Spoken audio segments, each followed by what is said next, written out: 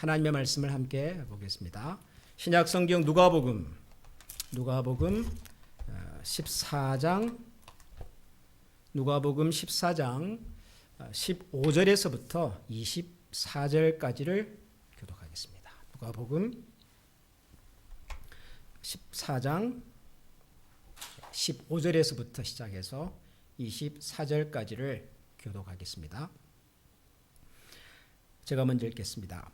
함께 먹는 사람 중에 하나가 이 말을 듣고 이르되 무릇 하나님의 나라에서 떡을 먹는 자는 복되도다 하니 이르시되 어떤 사람이 큰 잔치를 베풀고 많은 사람을 청하였더니 잔치할 시각에 그 청하였던 자들에게 종을 보내어 이르되 오소서 모든 것이 준비되었나이다 하매 다 일치하게 사양하여 한 사람은 이르되 나는 밭을 샀음에 아무래도 나가보아야 하겠으니 청컨대 나를 양해하도록 하라 하고 또 한 사람은 이르되 나는 소 5겨리를 샀음에 시험하러 가니 청컨대 나를 양해하도록 하라 하고 또 한 사람은 이르되 나는 장가 들었으니 그러므로 가지 못하겠노라 하는지라.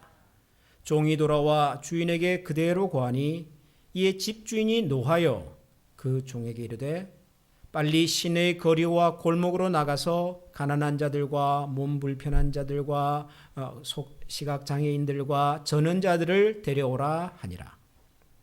종이 이르되 주인이여 명하신 대로 하였으되 아직도 자리가 있나이다. 주인이 종에게 이르되 길과 산울타리에 가로나가서 사람을 강권하여 데려다가 내 집을 채우라. 내가 너에게 말하노니 전에 청하였던 그 사람들은 하나도 내 잔치를 맛보지 못하리라 하였다 하시니라. 아멘. 우리가 뭔가 이렇게 마음에 들지 않는 사람들을 부를 때는 좀 뭐랄까 별명이라 그래야 될까요? 좀 특별한 말을 표현을 사용할 때가 있죠. 뭐 예를 들면 아주 고집이 센 사람을 얘기할 때는 저 사람 참 황소고집이야. 뭐 이렇게 표현을 한다든가 아니면은 이렇게 뭘 자꾸 까먹잖아요. 제가 요즘 그렇습니다. 아침에 했던 일과 저녁에 했던 일을 자꾸 까먹고 헷갈리고 이런 사람들은 저 사람은 뭐 까마귀를 뭐 구워 먹었나? 뭐 그렇게 표현을 하기도 하지요. 사람이 이게 중심이 없이 여기 왔다 갔다 하는 사람은 박쥐 같다. 뭐 이런 얘기도 하고요. 다 부정적인 내용을 담고 있는 표현들입니다. 예수님 시대에 예수님을 좋아하는 사람들도 많았지만 예수님을 싫어하는 사람들도 많았습니다. 예수님을 싫어하는 사람들이 예수님을 부를 때 사용했던 표현들이 있었습니다. 역시 부정적인 표현들이겠죠. 예를 들면 이런 표현이 있습니다. 저 친구 요셉의 아들 아니야? 요셉은 예수님의 아버지이신데 직업이 목수시죠. 그러니까 예수님의 권위를 좀 깎아내리고 싶을 때 저 친구 목수 아들이잖아. 목수 아들 주제에 그런 뉘앙스를 갖고 있는 표현이라고 말할 수가 있습니다. 혹은 조금 심하게 이렇게도 표현했습니다. 세리와 창기 친구들 그런 표현도 썼죠. 예수님이 하시는 사역을 무시하거나 평가절하하고 싶을 때 늘 뭐 어울리는 친구들 보니 뭐 이런 뜻인 거죠. 어울리는 사람 보니까 저 친구도 별 수 없지 이런 생각을 이제 전달하는 표현이겠죠. 그런데 예수님에 대해서 부정적인 표현 중에 이런 표현도 있습니다. 포도주와 먹기를 탐하고 포도주를 즐기는 사람. 먹기를 탐하고 먹는 것을 좋아하고 포도주를 즐기는 사람. 우리가 요즘 살피고 있는 누가복음에 나오는 표현입니다. 그러니까 예수님께서 늘 먹는 것 쫓아다니더라. 다르게 말하면 말은 고상하게 하지만 뭔가 거룩한 얘기들을 하지만은 결국은 다 실속 챙기려는 것 아니냐. 아주 세속적이고 물질적이고 속물적인 그런 본질 아니냐. 그렇게 비난할 마음으로 그렇게 사용할 때 저 친구 늘 먹는 것이나 밝히고 말이지 포도주 좋아하고 뭐 그렇게 표현을 했던 거죠. 물론 예수님께서는 사람의 신분 고하에 구애받지 않고 누구나 어떤 사람과도 함께 어울리는, 다가가는 그런 모습으로 사람들의 초대에 응하고 함께 먹고 마셨지만, 또 실제로 예수님의 사역이나 그분의 가르침을 들여다보면 먹는 이야기가 많기는 해요. 예수님께서 잔치집에도 자주 가시고요. 또 예수님께서 하나님의 나라 천국을 설명하실 때도 유난히 먹는 이야기가 많기는 합니다. 천국을 설명할 때도 잔치로 비유할 때가 많잖아요. 천국은 뭐 혼인잔치와 같은데, 그러면서 실제로 예수님의 가르침의 내용들에 들여다보면은 잔치 이야기가 많기는 합니다. 오늘 우리가 읽은 누가복음 14장에도 이 잔치 이야기가 나옵니다. 그것도 한 번이 아니라 무려 3번이나 나옵니다. 3종류의 잔치 이야기가 나옵니다. 첫 번째 잔치 이야기는 잔치 자리에 여러분이 만약에 초대를 받으면 높은 자리에 앉으려고 하지 말고 낮은 자리부터 앉으십시오. 그런 내용이 나옵니다. 그리고 두 번째 또 잔치 이야기는 만약에 여러분들이 잔치를 준비를 하고 손님을 초대할 일이 있을 때는 나중에 고맙다고 보답할 수 있는 능력이 있는 사람 말고 고맙다고 보답할 수 있는 능력이 없는 사람을 초대하십시오. 그런 이야기도 등장을 합니다. 이 두 번째 잔치 이야기고요. 그 다음에 이제 세 번째 잔치 이야기는 오늘 우리가 읽은 본문입니다. 15절부터 나오는 내용인데요. 잔치집에 사람을 초대를 했어요. 사람들이 오겠다고 연락을 했습니다. 그래서 주인이 잔치를 준비를 다 끝내고 이제 막상 잔칫날이 되어서 종을 보내서 오십시오라고 전달을 하는데 초대를 받았던 분들이, 오겠다는 분들이 오지 않겠다고 한다는 거죠. 막상 잔칫날이 되니까 나는 못 갑니다. 그렇게 얘기를 했다는 거죠. 그래서 주인이 밖에 나가서 초대하지 않았던 사람들을 데려다가 잔치집을 채웠다. 이게 세 번째 이야기입니다. 누가복음 14장에 잔치에 관한 이야기가 3가지 이렇게 등장을 했습니다. 그런데 이 3가지 잔치 이야기는 이해는 다 돼요. 첫 번째 잔치 이야기, 잔치를 이렇게 초대받았을 때는 높은 자리에 앉지 말고 아랫자리에 앉으십시오. 그렇지, 잔치집에 초대받았다고 너무 의시되지 말고 겸손한 마음으로 매사에를 신중하게 그렇게 이해할 수 있는 거죠. 좀 넓혀본다면은 우리가 사회생활을 할 때 인생을 살아가는 처세술을 그렇게 말할 수 있을 겁니다. 뭔가를 얻었다고 인정받았다고 너무 과시하지 말고 항상 낮은 자세, 낮은 마음으로 사십시오. 그렇게 이해할 수 있는 이야기입니다. 두 번째 잔치 이야기는요. 잔치를 배설했을 때, 준비를 했을 때 능력 있는 사람보다 능력 없는 사람, 가난한 사람, 외로운 사람, 배고픈 사람, 이런 사람들을 대접하십시오. 이것도 이해가 되죠. 좋은 자리, 귀한 자리를 만들어 놓고 그런 잔치가 아니라도 잘 평소에 먹을 수 있는, 대접받을 수 있는 그런 사람들보다는 평소에 대접받을 수 있는 기회가 없는 사람들, 가난한 사람들, 이런 사람들을 먼저 섬기고 대접합시다. 그런 뜻으로 이해할 수 있는 말입니다. 이것도 이해가 되는 이야기죠. 근데 세 번째는 어떻습니까, 여러분? 세 번째 잔치 이야기. 주인이 잔치를 준비를 해놓고 사람들을 초대를 했어요. 초대장을 보냈습니다. 오겠다고 그랬어요. 그래서 주인은 오는 줄 알고 그분들에게 맞는, 그 분량에 맞는 잔치를 준비를 한 거죠. 그리고 막상 잔칫날이 되어서 종을 보냈습니다. 이 준비가 다 끝났습니다. 오셔서 즐기십시다. 그랬는데 초대받았던 사람들이 안 오겠다는 거죠. 처음에는 온다고 얘기를 했으니까 준비가 됐겠죠? 그래서 준비가 끝났는데 오겠다는 사람들이 안 오겠다고 얘기를 하는 겁니다. 그래서 화가 난 주인이 종을 집 바깥으로 보내서 길거리에 나가가지고 아무나 데려오라는 거예요.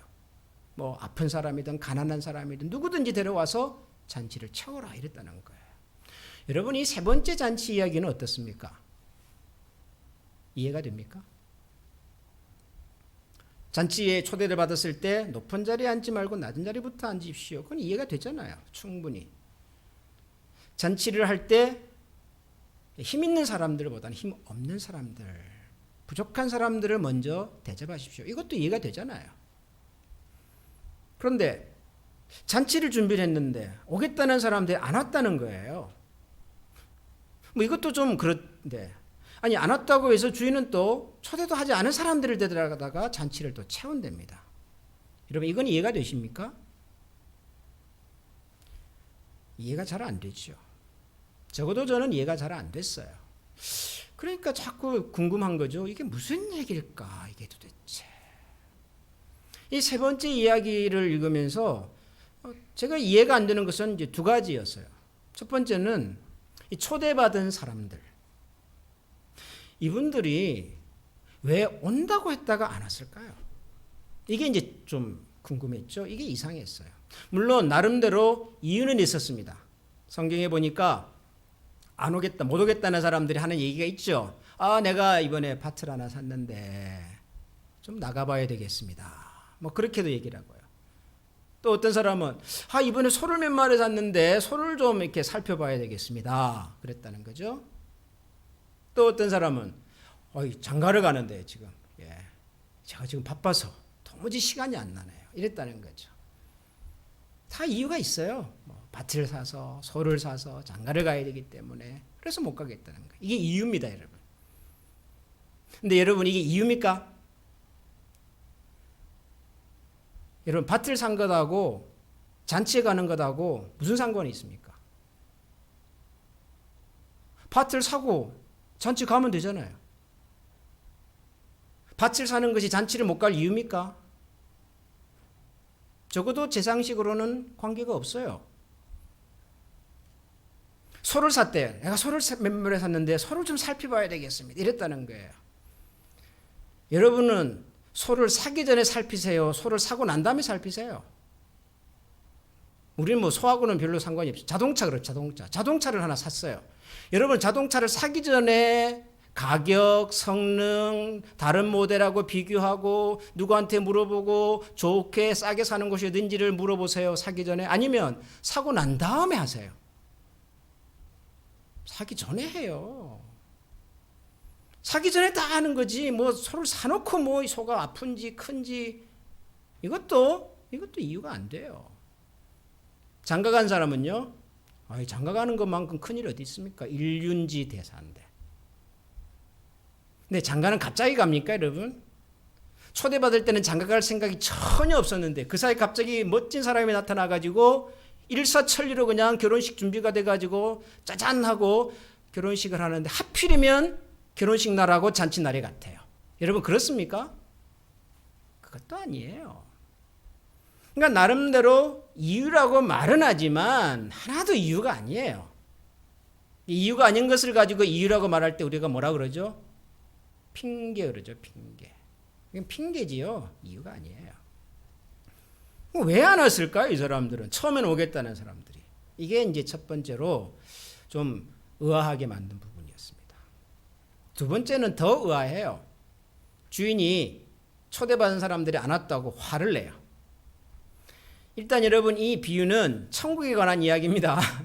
이 15절에 보면은 어떤 사람이 천국에 가서 먹고 마시면 참 좋겠네요. 그러자 예수님께서 천국에 관한 얘기를 하시는 거라고요, 지금. 그러면 집주인은 누가 봐도 하나님이신데 하나님 화를 내시는 거죠. 초대를 받았는데 내가 초대를 했는데 안 와? 이 괘씸한 녀석들. 그러고는 밖에 나가서 초대하지 않은 사람을 데려다가 집을 채우더라는 겁니다. 여러분 이건 이해가 되세요? 여러분 가정에 뭐 좋은 일이 있습니다. 생일이든지 뭐 자녀들이 뭐 출산을 했든지 취직을 했든지 좋은 일이 파티를 하기로 했어요. 초대장을 보냈습니다. 연락을 했습니다. 근데 막상 그날 아무도 안 왔어요. 초대한 사람들이. 그러면 여러분들은 화가 나가지고 밖에 나가서 초대도 하지 않은 나하고 아무런 상관없는 사람들을 데려다가 그 자리를 채워가지고 파티를 하실 겁니까? 우리 교회가 설립 기념일 예배를 드리기 위해서 지역에 다 광고를 하고 손님들을 초대를 했는데 막상 그 주일날 안 왔어요. 이런 우리 성의를 모르는 사람들이 있나. 그러고가 우리가 밖에 나가서 가필드 하이츠에서 알지도 못하는 사람들을 데려다가 이 자리에 채워가지고 파티 할까요? 그건 아니잖아요. 그런데도 이 주인은 그렇게 하겠다는 거죠. 거기다가 더 놀라는 것은요. 마지막 말씀이에요. 24절 말씀을 보면 그냥 모골이 그냥 섬뜩해요. 이렇게 말합니다. 내가 너에게 말하노니 전에 청하였던 그 사람들은 하나도 내 잔치를 맛보지 못하리라. 내가 처음에 초대장을 보냈는데 받고 오겠다고 했다가 안 왔던 사람들, 그 사람들은 하나도 내 잔치를 맛보지 못한다. 와, 이건 선언적인 표현. 좋다, 두고 보자. 너희들 다시는 내 잔치에 올 수 있나 보자. 뭐 이런 느낌의 말씀이잖아요. 그러니까 여러분, 이 세 번째 잔치 이야기는 곰곰이 들여다보면 이해가 쉽지 않아요. 오겠다고 했다가 안 온 사람들 도대체 왜 안 왔는지 궁금하고, 그 사람들이 안 왔다고 알지도 못한 사람들을 데려다가 잔치집을 채웠다는 주인도 이해가 쉽지 않아요. 무슨 얘기일까요, 여러분 이게? 여러분, 이 세 번째 잔치 이야기를 그래서 다시 한번 곰곰이 들여다볼 필요가 있습니다. 자, 다시 말씀드리지만 이 누가복음에 나오는 14장에 나오는 이 잔치 이야기는 그냥 잔치 이야기가 아니죠. 천국에 관한 이야기를 예수님이 설명하는 겁니다. 비유로, 잔치라고 하는 비유로 설명하는 겁니다. 그래서 16절 이제 예수님의 비유가 시작될 때 보면은 예수님이 이르시되 어떤 사람이 큰 잔치를 베풀고, 큰 잔치, a great banquet 이런 표현을 써요. 그러니까 예수님이 지금 말씀하신 이 잔치는 보통의 잔치가 아니에요. 아마 일생일 때 딱 한 번 있는 아주 중요한, 위대하고 아주 중요한, 천국을 그렇게 표현하는 거죠. 사람들이 이해하기 쉽게 하기 위해서. 자, 큰 잔치를 이 주인이 베풀고 이제 사람들을 초대를 했는데, 자, 이 사람들이 처음에는 오겠다고 했다가 못 오겠다고 얘기를 합니다. 뭐 소를 샀기 때문에, 밭을 샀기 때문에, 장가 가야 되기 때문에 못 온답니다. 앞서 말씀드렸지만 이게 이유라고 말은 하지만 이유 같지 않은 이유예요. 핑계예요, 핑계. 근데 이 사람들의 핑계에 공통적으로 나오는 말이 있어요. 안타깝게도 우리 한글 성경에는 그게 뚜렷하게 잘 보이지가 않아요. 그러나 영어 성경을 보면은 뚜렷하게 나와요. 이 세 사람, 못 오겠다고 말하는 세 사람들의 이유 속에 계속해서 반복적으로 등장하는 단어가 하나 있어요. 그게 뭐냐 그러면은 방금이라는 말이에요. 방금. just. I just purchased. just라는 거죠. just. 방금 생겼대.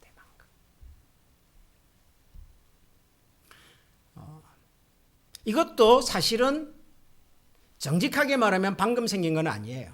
방금 소를 산 것도 아니고 방금 밭을 산 것도 아니고 방금 장가를 간 것도 아니에요. 그러나 이 사람들은 그렇게 말을 해요. 방금, 갑자기 이 일이 생겼다는 거예요.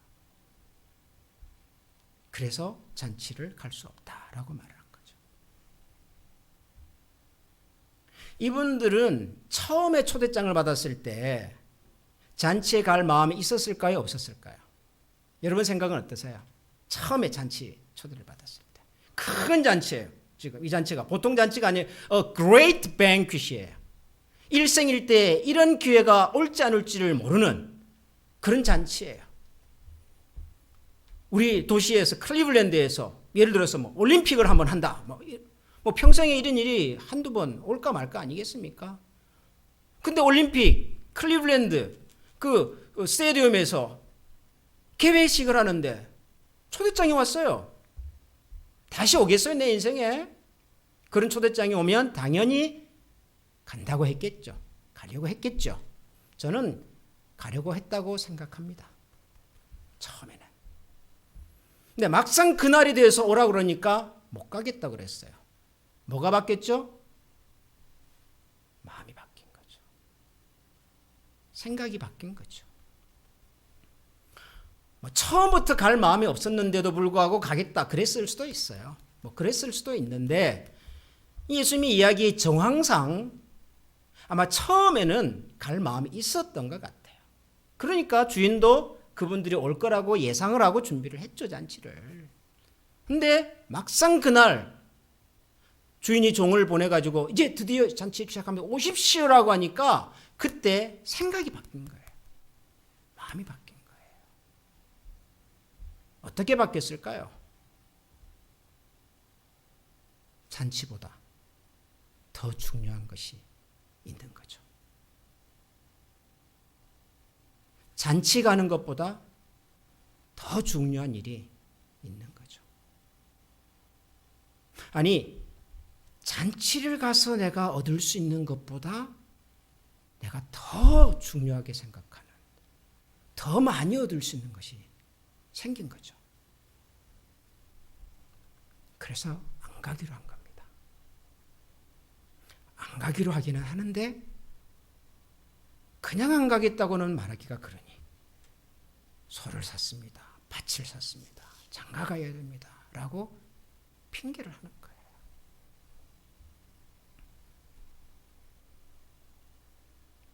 이 초대받았던 사람들의 관심은 여러분 잔치였을까요? 아니면 잔치에 가서 얻을 수 있는 자기만의 어떤 계산이었을까요? 이분들의 관심은 잔치를 준비해서 나를 초대해 준 주인이었을까요? 아니면 내가 그 잔치 자리에 가서 사람들을 만나고 거기서 맛있는 음식을 먹고 그리고 내가 그 정도 자리에 초대받는 사람이라는 것을 과시하고 싶었던 그런 것이었을까요? 여러분, 만약 초대받은 사람들의 관심이 나를 그런 자리에 초대해 준 주인이었고 정말 그 잔치가 가지고 있는 그 의미, 그 아이가 참 어렵게 태어난 그 생일을 축하하는 그 의미, 한평생을 고생하다가 드디어 60세, 70회를 맞이하신 그 어른들의 생신, 그 잔치가 가지고 있는 그 의미 자체였다면 소를 샀습니다. 밭을 샀습니다. 장가 가야 되기 때문에 그런 이유로 못 가겠다고 말을 할 수 있을까요? 아마 만사를 뒤로 밀려놓고라도 갑자기 소를 사게 됐어요. 어떻게 하다 보니까 갑자기 밭을 하고 계약을 하게 됐어요. 갑자기 결혼식 날짜를 잡아야 되긴 해요. 그러나 정말 그 사람의 진짜 목적과 관심이 그 잔치를 준비하고 초대해 준 그 집주인이고 그리고 그 잔치가 가지고 있는 의미 자체였다면 아마 다른 일을 제쳐놓고 가야겠죠. 사인업 하는 거 그거 내일 할 수 있으니까 내일 합시다. 소 살펴보는 거 그거 뭐 지금 안 한다고 당장 죽는 거 아니니까 그거 조금 이따가 하죠. 얼마든지 그럴 수가 있죠. 근데 그게 중요하면 잔치는 포기하는 거예요. 왜 잔치를 포기하죠? 잔치 자체가 목적이 아니니까요. 잔치를 배설한 주인이 나의 관심이 아니니까요. 잔치를 통해서 얻을 수 있는 것보다도 내가 다른 방법으로 얻을 수 있는 것이 더 많다, 크다, 좋다라는 생각이 있으면 언제라도 잔치는 포기될 수 있는 거죠. 이 초대받은 사람들의 관점에서는. 그러면 여러분 이해가 되십니까? 이 사람들의 핑계와 이 사람들이 오지 않겠다고 한 이유가?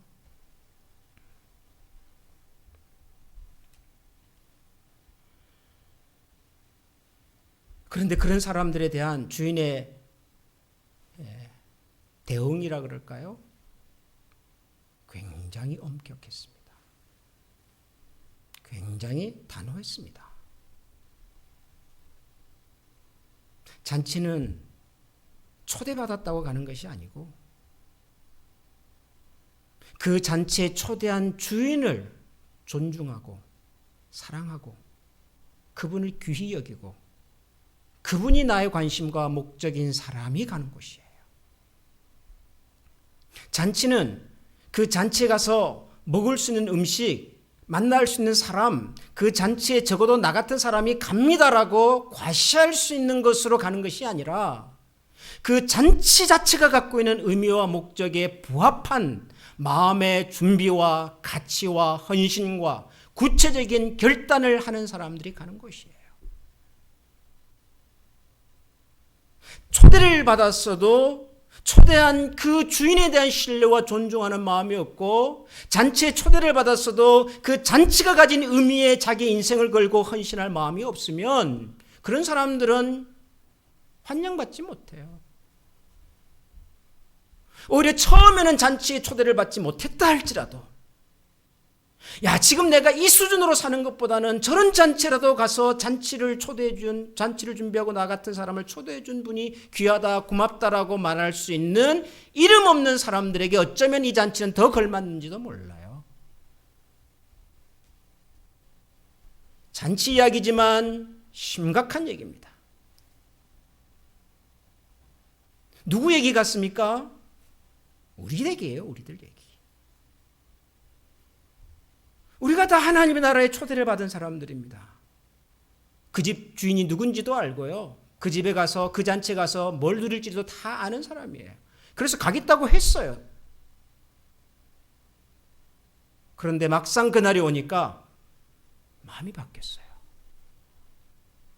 막상 그 잔치에 오셔서 함께 잔치를 누리고 즐기자고 하니까 생각이 달라져 버려요.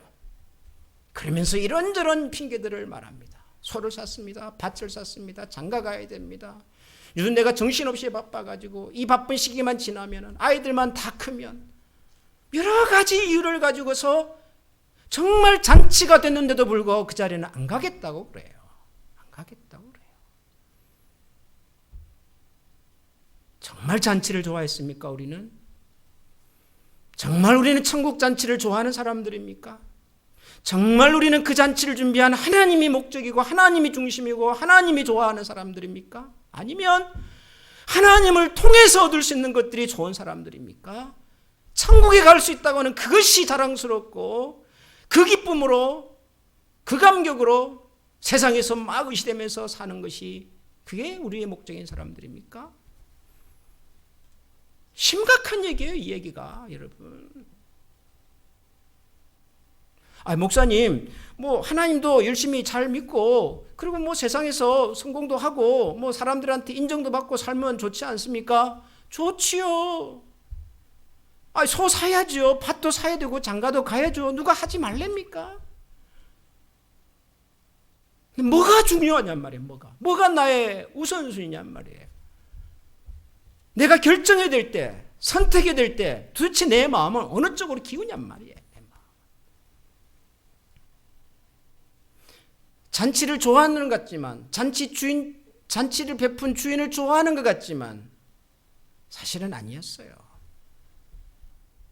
이분들은 잔치가 뭔지를 몰랐어요. 그 잔치가 무슨 의미인지를 몰랐어요. 그 잔치에 나를 초대해 주신 주인의 마음이 뭔지를 모르는 거죠. 그건 관심이 없었던 거죠. 그냥 주인을 내가 좀 안다. 그런 잔치에 내가 초대받을 수 있는 사람이다. 그 정도로 만족하며 사는 거예요. 하나님 알아요. 하나님께서 천국을 만들어 놓고 예수 믿는 사람들을 초청해 준다 다 알아요. 그 정도는 다 압니다. 그러나 막상 결정적인 순간에 하나님께서 우리를 딱 세우시고자 할 때 주저해요. 이런저런 이유들이 막 생각이 나요. 하나님이 누군지를 모르는 거죠, 우리가. 하나님께서 우리를 천국에 초대해 주셨다고 하는 그 사실이 뭔지를 우리가 모르는 거죠. 천국이 뭔지를 모르는 거죠. 천국을 우리가 맛본 적이 없는 거예요. 천국을 경험해 본 적이 없는 거예요. 하나님과 더불어 살아본 경험이 별로 없는 거예요. 진짜를 경험해 본 적이 없는 거예요, 우리가. 신앙생활을 하면서 흉내는 했지만, 겉모양은 봤지만, 맛은 조금 봤지만, 진짜에 대한 경험이 없어요. 진짜에 대한 경험이 없으면 진짜를 줘도 진짜를 몰라요. 여러분, 우리가 사모하는 천국은 지금 이곳에서도 경험이 되고요. 우리가 세상을 떠날 때는 완벽하게 경험이 되겠죠. 하나님의 나라는 지금 이 두 가지 개념은 우리 가운데 있어요. 예수님께서 오셔서 보아라, 천국이 너희 가운데 있다 라고 말씀하신 이유가 그거라고요. 우리는 지금 이 세상을 살면서 천국을 경험할 수 있고 경험해야만 해요. 진짜를 경험해야 나중에 완벽하게 이루어질 그 나라를 정말 사모하고 소망하게 된다고요. 근데 왜 그날에 대한 기대와 소망이 별로일까요? 이곳에서 진짜에 대한 경험이 부족하기 때문에요. 이곳에서 진짜에 대한 경험을 소홀히 여기시면 나중에 갈 그 경험에 대해서도 소홀하게 돼요. 결정적인 순간에 주저할 수도 있어요, 여러분. 진짜를 경험하셔야 돼요, 진짜를. 우리가 진짜가 되어야 합니다.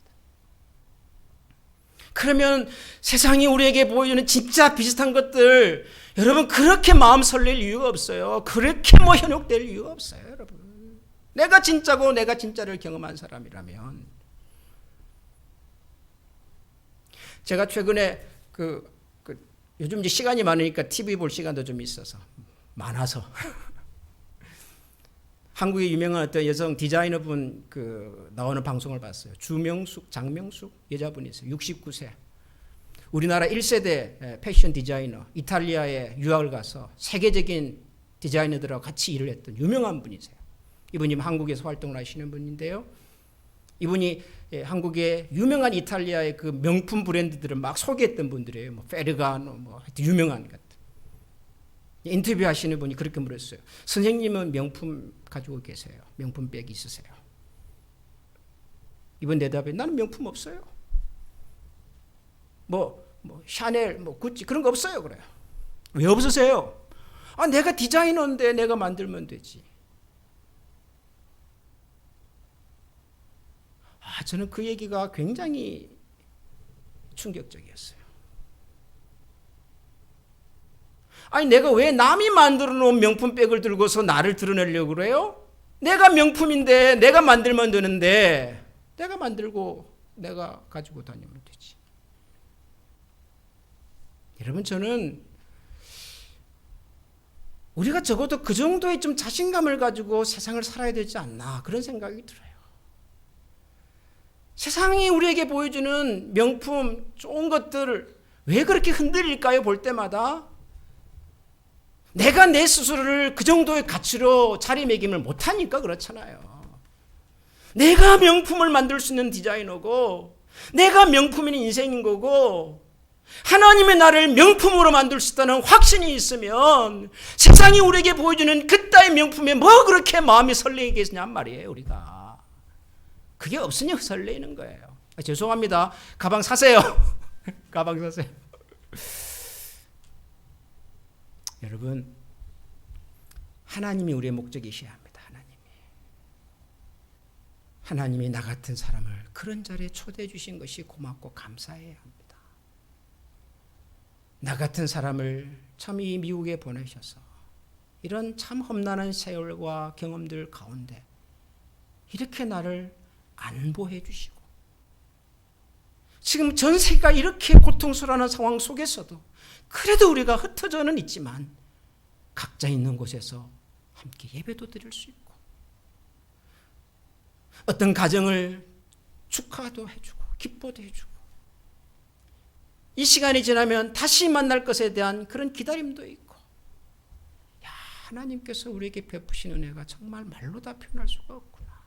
내가 누구길래 내가 뭐길래 하나님의 목적이셔야 하고요. 하나님이 베풀어 주신 이 예배와 이 천국의 잔치가 우리의 삶의 관심이어야 하고요. 그러면 정말 그날이 되어서 마지막 초청장을 보내실 때도 우리가 주저하지 않고 기다렸습니다. 제가 이 날을 얼마나 기다렸는지 모릅니다. 고맙습니다. 감사합니다. 그럴 수 있겠죠. 우리가 그럴 수 있도록 지금 이곳에서 진짜를 경험하고 우리가 하나님 나라의 진짜 백성으로 살아갈 수 있는 그런 우리 한미 가족이 될 수 있기를 주님의 이름으로 축원합니다. 우리 같이 한번 이 시간에 기도하겠습니다. 우리 마음을 모아서 같이 기도하십시다. 저는 우리 한미 가족 여러분 모두는 하나님 나라의 초청을 받은 사람이라고 믿습니다. 또 우리 모두는 그 나라에 가겠다고 약속하고 다짐하고 헌신한 분들이라고 저는 믿습니다. 하나님께서 순간순간 이제 그날이 되었다, 가까웠다, 함께 하자라고 부르실 때 정말 하나님의 목적이고 하나님께서 베푸신 그 잔치가 내 삶의 관심이기 때문에 주저없이 주님 감사합니다. 이 날을 제가 얼마나 기다렸는지 모르겠습니다. 그런 고백으로 잔치를 준비하신 하나님 앞에 기쁨으로 설레임으로 설 수 있는 우리 모두가 될 수 있기를 소원합니다.